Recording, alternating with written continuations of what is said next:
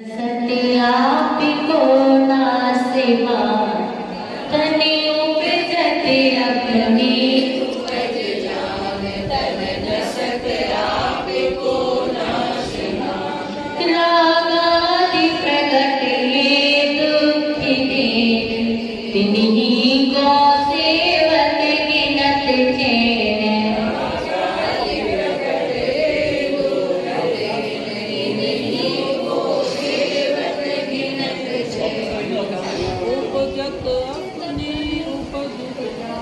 बढ़िए सभी लोग तने उपजत अपनी उपज जान तन न सत्यापिको नासिमा रागादि प्रगट ये दुख देन तिन्हीं को सेवत गिनत चैन। हाँ एक कह रहा है तन उपजत अपनी उपज जान। तन मतलब शरीर की उपज को, अपनी मतलब आत्मा की उपज जानता। वो सोचता शरीर का जन्म हो गया मतलब आत्मा का जन्म हो गया। तन नसत आपको नासमान, और शरीर का विनाश होता। किसका विनाश होता है? शरीर के विनाश को अपनी आत्मा का विनाश मानता है। जन्म होने पर आत्मा का जन्म हो गया और मरण होने पर आत्मा का विनाश हो गया, आत्मा का मरण हो गया। ये कौन मानता है? ये अजीब तत्व का विपरीत श्रद्धा है। किसका है? सात तत्व होते हैं ना, तो कल बताया था, परसों बताया था जीव तत्व का विपरीत श्रद्धा है, और आज क्या बता रहे हैं? अजीब तत्व का विपरीत श्रद्धा। जबकि शरीर का विनाश होता है, आत्मा का विनाश नहीं होता है। जिसका मरण होता है उसका जन्म होता है, आत्मा का मरण नहीं होता है, इसलिए आत्मा का जन्म भी नहीं होता है। क्योंकि आत्मा तो कैसी है? अजर अमर है, शाश्वत है। कैसी है? शाश्वत। पर्याय बदलती है। क्या बदलती है? आत्मा का मरण पर्याय अपेक्षा तो मरण होता है, लेकिन द्रव्य अपेक्षा आत्मा का मरण नहीं होता। इस पर्याय से उस पर्याय में आत्मा आई, उस पर्याय अपेक्षा तो हम कहेंगे, लेकिन द्रव्य अपेक्षा आत्मा वही आत्मा मनुष्य पर्याय में थी और वही आत्मा देव पर्याय में जाती है। लेकिन आत्मा तो जो मनुष्य में थी वही देव में। पर्याय आत्मा जो है बदलती नहीं है। अभी जो मनुष्य के शरीर में जो आत्मा है, जब हम देव पर्याय को प्राप्त करेंगे तो देव पर्याय में वो आत्मा बदल जाएगी, दूसरे की आत्मा आ जाएगी, नई कोई आत्मा आ जाएगी। तो ऐसा होता नहीं है।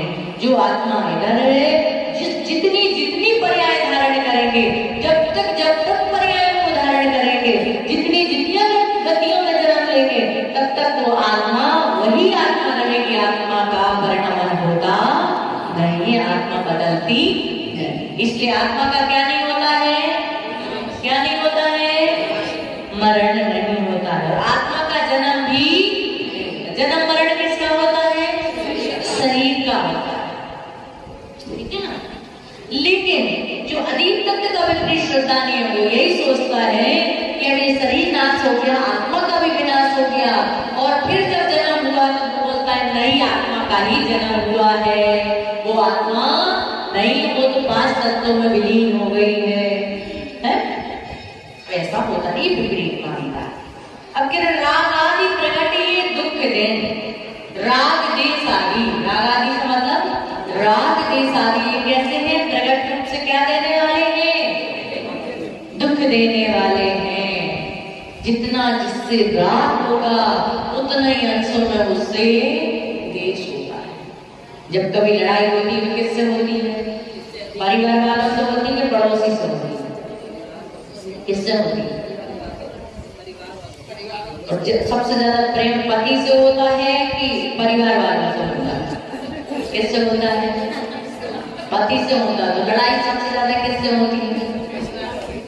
पति से होती है।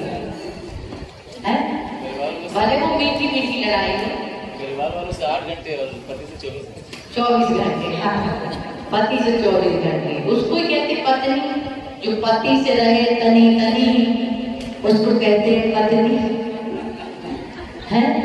जो पति से रहे तनी तनी उसको कहते हैं पत्नी। और विवाह किसको कहते हैं? ये लिखने की चीज ही नहीं है, तो आप सबके जीवन में आवश्यक है। आप इसलिए पूछ रहे कि कहीं ऐसा तो नहीं कि आप प्रश्न में पूछ लें कभी कहाँ लिखना है तो लिख लो, कभी बाद में काम आएगी, कभी आप प्रवचन दे माता जी बने तो आपकी भी काम आ सकती। विवाह किसको कहते हैं? विवाह शुरू में वाह अगले अच्छे सजाया जाता है, घोड़े पे बिठाया जाता है, वाह वाह होती है। फिर थोड़ी देर के बाद और फिर थोड़ा और जीवन निकलता है, तबाह तबाह तबाह, उसको कहते हैं विवाह। ठीक है ना? तो यहाँ पे कह रहे राग आदि प्रगटे दुख। जैसे हमारा बच्चा, माँ को बच्चे से बहुत प्रेम होता है, माँ को बच्चे से बहुत प्रेम होता है, तो माँ बच्चे के जन्म पर सबसे ज्यादा खुशी यदि किसको होती है तो पिता से ज्यादा किसको होती है? माँ को। यदि बच्चे का मरण हो जाए तो पिता से ज्यादा दुख किसको होता है? माँ को। उसके बाद दुख किसको होता है? पिता को। उसके बाद किसको होता है? परिवार वालों। उसके बाद दुख किसको होता है? रिश्तेदार को। और उसके बाद होता है पड़ोसियों को। और उसके बाद होता है गाँव वालों। मतलब जितना जितना अंश कम होता जाता है उतना उतना हमारा दुख भी कम होता जाता है। इसलिए सूतक जो है ना, जो नजदीक वाले होते हैं उनको पूरा सूतक लगता है, 5 पीढ़ी तक पूरा सूतक लगता है। और 5 पीढ़ी के बाद अंश थोड़ा कम होने लगता है, इसलिए उसका सूतक भी कम होने। ठीक है ना? तो राग आदि प्रकट रूप से ऐसे कैसे हैं? दुख देने वाले में दिखता है कि जितना हम राग करते हैं उतना ही हमें दुख, उसके योग होने पर दुख होता है। तो प्रकट रूप से हमें दिखाई देता है। तिन्हीं ही को तो सेवत गिरत जैन, और उन्हीं का सेवन करते हैं जीव क्या करता है? अपने को सुखी मानता है। उन राग आदि कार्य करके ही अपने आप को सुख का अनुभव करता है। ये किसका श्रद्धान है? अश्रद्धान है। विपरीत तत्व का, आश्रव तत्व का विपरीत श्रद्धा। क्या? अजीब तत्व नहीं, अजीब का तो हो गया ना। तन उपजत अपनी उपज जान पर नसत आपको नासवान। ये किसका विपरीत श्रद्धान है? अजीब तत्व का। आश्रव तत्व का विपरीत श्रद्धान क्या है? आश्रव किससे होता है? राग के शादी परिणामों से क्या होता है? आश्रव होता है। तो ये आश्रव तत्व का विपरीत श्रद्धान है। एक कुर्सी बैठा दो, आगे रखी ना एक कुर्सी तुम्हारे, इसको पीछे कर दो ऐसा। कुर्सी वाले कुर्सी पे बैठ जाओ, जो जमींदार जमीन पे बैठ जाओ। और भाभी जी आप जो बैठी ना उनको भी थोड़ा साइड में कर दो, बीच में बैठे हो आप तो सही बैठे। हाँ ये हाँ थोड़ा सा, उससे क्या होता है कि और ज्यादा मुझे बैठना है तो यहाँ आ जाओ, करना पड़ेगा, ऐसे कुछ मिलेगा। तो क्या कह रहे हैं? ये आश्रव तत्व का, क्योंकि जहाँ राग देश होता है वहीं परिणाम बिगड़ते हैं, और जहाँ परिणाम बिगड़ते हैं वहीं कर्म का आना होता है। तो विपरीत श्रद्धा क्या है यहाँ पर? कि राग आदि प्रकट जो रूप से दुख देने वाले हैं, फिर भी उन राग आदि कार्यों को करके अजीब क्या मानता है? अपने आप को सुखी मानता है। जबकि ये बात पता है कि राग देश आदि कैसे हैं? तो बात समझ में आ रही है? नहीं आई? भाभी जी आपको आ रही?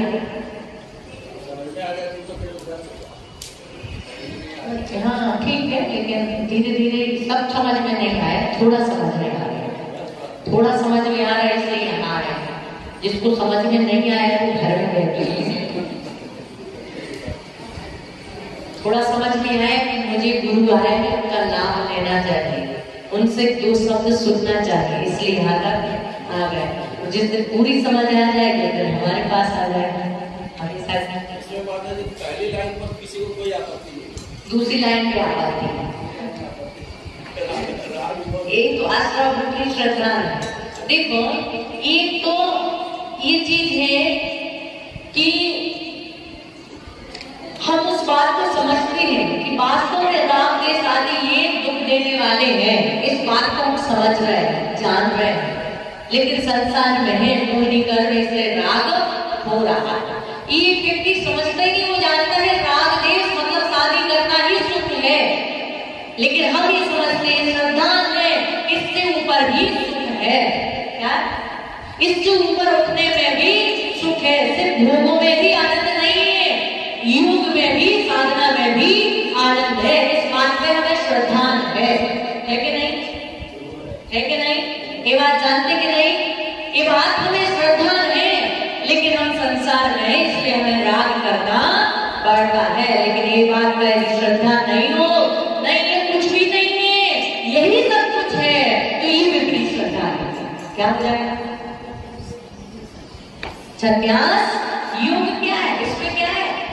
जैसे आचार्य शांति सागर महाराज जी से पूछा था ना, किसी ने कहा था कि तो काय को दीक्षा लेगी, अभी मोक्ष मिलता है क्या? बोले अभी नहीं मिलेगा, चौथे काल में मिलेगा। तो बोले फिर काय को नंगे हो गए, काय को भूखी मर रहे हो? एक टाइम खा रहे हो और केसुरज कर रहे, सारी चर्या सबसे पहले पूछी कैसी चर्या है? बोले एक बार भोजन करते हैं, पैदल चलते हैं, निर्वस्त्र रहते हैं, बिना चप्पल के चलते हैं। तो बोले जब तो क्यों कर रहा है? बोले मोक्ष जाने के लिए। तो बोले मोक्ष मिलेगा? बोले अभी नहीं मिलेगा, चौथे काल में मिलेगा। कब आएगा? अभी तो 21,000 वर्ष बाकी है, कब आएगा? तो बोले अभी से काय को पकड़ रहे हो, अभी से काय को परेशान हो रहे हो? आचार्य शांति सागर जी महाराज ने बहुत सटीक और बहुत सुंदर जवाब दिया था कि जो वृक्ष है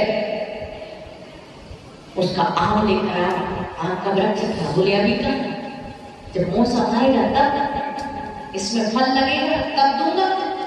बोले मुझे तो अभी चाहिए। बोले अभी मिलेगा नहीं, मौसम आएगा तो टोकरी में ला के दे दूंगा। महाराज ने कहा अभी मैं वृक्ष तैयार करता हूँ, जब मौसम आएगा तब ही वृक्ष नहीं लगाया जाता है, वृक्ष तो पहले से लगाया जाता है। और जब वृक्ष बड़ा हो जाता है तो चौथा काल आएगा, मौसम आएगा मोक्ष जाने का। तो इसी वृक्ष में, इसी साधना रूपी इस वृक्ष में मोक्ष का फल लग जाएगा और मैं निर्वाण को प्राप्त हो जाऊंगा। तो ये सी बात है, हमें श्रद्धा होना चाहिए। यदि हमारा श्रद्धा होगा कि वास्तव में संसार में कितना भी काम करे, दुकान से, मकान से, बीवी से, बच्चे से, लेकिन एक दिन रात हमारे साथ जाने वाला काना कोना पड़ा जो से तोड़ोगे भले की भूमि में से बोवे, कमला चलत न पेड़ जाए मरघट तक परिवारा, अपने अपने सुख को रोवे पिता पुत्र दारा। सबसे पहले अग्नि कौन लगाता? जिसको सबसे ज्यादा हम कहाँ पे बिठाते थे? कंधे पे बिठाते थे, सिर पकड़ के जो हमारा बैठता था। सबसे पहले यदि आग लगाने कोई आता है तो कौन आता है? हमारा पुत्र विदेश में भी होगा तो 2 दिन रखना पड़ेगा, तब भी रखेंगे, लेकिन आग लगाने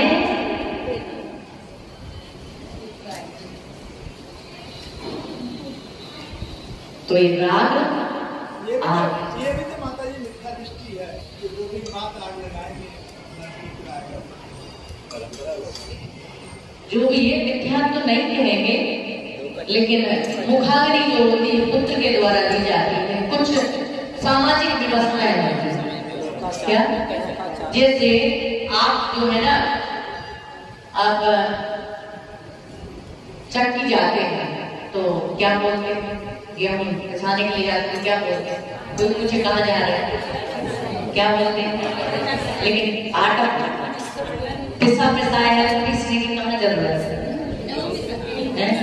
आपके घर में जो नल लगा होता है तो आप क्या बोलते हैं? नल आ गया, क्या बोलते हैं? लेकिन आते क्या है? बहुत सारी चीजें ऐसी हैं जो है ना, मतलब जो व्यवहारिक सत्य है। व्यवहार सत्य होता है ना कि मतलब पिता को अग्नि पुत्र ही देगा, ये व्यवहारिक सत्य है, क्योंकि सब लोगों ने उस शब्द को मान्य किया, इसलिए मिथ्यात्मक दृष्टि में नहीं आएगा। लेकिन हाँ इतना जरूर है कि यदि दूर है तो ऐसा कहते हैं, शास्त्र में ऐसा लिखा है कि 3 घंटा, लाश को कितने घंटे तक रखना चाहिए? सिर्फ 3 घंटा। 3 घंटे के पहले उसको संस्कार कर देना चाहिए। 3 घंटे के बाद उसमें असंख्यात जीव पड़ जाते हैं, तो उन्हें जीवों की विराधना का वो समय लगता है, ठीक है ना। तो ये प्रकट रूप से हमें दिखाई देते हैं कि दुख के कारण है, लेकिन यह जीव जो अजीब आश्रम तत्व का विपरीत श्रद्धानी है, वो उनको ही गिन करके क्या मानता है? चैन मानता है। वो बोलता है इसमें ही सारी है। कई बार हम लोगों से भी बोल पड़ते हैं, बोले कैसी आप इतना अच्छा जीवन मिला, इतना अच्छा रूप मिला, ये सन्यास बन के बैठ गए, संसार में रहना था, लोग भोगना थे। लेकिन वो हमको पता है कि संसार के भोगों में सुख नहीं, जो साधना में है, जो योग आराधना में सुख है, वो किसी वासना में सुख नहीं है। ये योगी समझ सकता है, भोगी इस बात को नहीं समझ सकता है। तो ये बात समझ में आ गई कि नहीं? आ गई कि नहीं आई? आगे चले पक्का। अब जन्मदिन मनाना चाहिए कि नहीं? जन्मदिन मनाना चाहिए कि नहीं? व्यवहार सत्य। अरे हमने यदि जन्मदिन मनाया तो अपने तन की उपज को आत्मा की उपज मान लिया। आज हमारी की दीदी का जन्मदिन है। महा तीर्थंकरों का जन्म का लेकर मनाया जाता है। किसका मनाया जाता है? तीर्थंकरों का, महापुरुषों का जन्म उत्सव मनाया जाता है, इसलिए ताकि उन्होंने अपने जन्म को सार्थक कर लिया, हम भी अपने जन्म को सार्थक। और जन्मदिन केक काट कर और जन्मदिन मोमबत्ती काट कर, फूंक कर और थूक कर नहीं, बल्कि दीप जला के दीपावली मना के जन्मदिन मनाना चाहिए। गुरु के चरणों में जन्मदिन मनाना चाहिए। किसी तीर्थ यात्रा में जाकर के, सिद्ध क्षेत्र में जाकर के मनाना चाहिए, ताकि हमें याद रहे कि मैंने मनुष्य जन्म प्राप्त किया है और इतना समय मेरा व्यर्थ चला गया है, अब आगे का समय मुझे सार्थक करना है। ठीक है ना? विधान करके, भगवान की भक्ति करके, पूजन विशेष आराधना करके, गुरु की भक्ति करके, प्रभु की भक्ति करके हमें जन्मदिन मनाना चाहिए। नहीं तो जन्मदिन हम उसमें होटलों में जाकर के मनाते हैं, और होटलों में जाकर के ये नहीं देखते हैं बोले बहुत अच्छी पंजाबी होटल है, बहुत अच्छी है, जो अभी खुली ना इसरी में, इसरी भारतनाथ स्टेशन में है, non veg veg non veg दोनों है, और जैन समाज के लोग जा करके उसमें अपना बर्थडे मना रहे हैं, सेलिब्रेट कर रहे हैं, पार्टियां कर रहे हैं। धिक्कार है हमारे लिए, हमारे मनुष्य पर्याय जैनपुर में जन्म लेने के लिए धिक्कार है। तो ऐसे जन्मदिन हमें नहीं मनाना चाहिए। जन्मदिन भगवान की भक्ति, प्रभु की आराधना, गुरु की भक्ति, गुरु की सेवा करके हमें जन्मदिन मनाना चाहिए। ठीक है ना? आगे चले।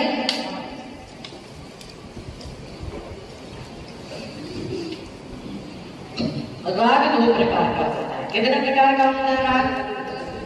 2 प्रकार का। एक तो प्रशस्त राग और एक अप्रशस्त राग। एक प्रशस्त राग और एक अप्रशस्त राग। प्रशस्त राग का मतलब, प्रशस्त राग का मतलब शुभ चीजों में। प्रशस्त राग का मतलब, प्रशस्त राग का मतलब पति से राग करना है। प्रशस्त राग है पड़ोसी से राग करना।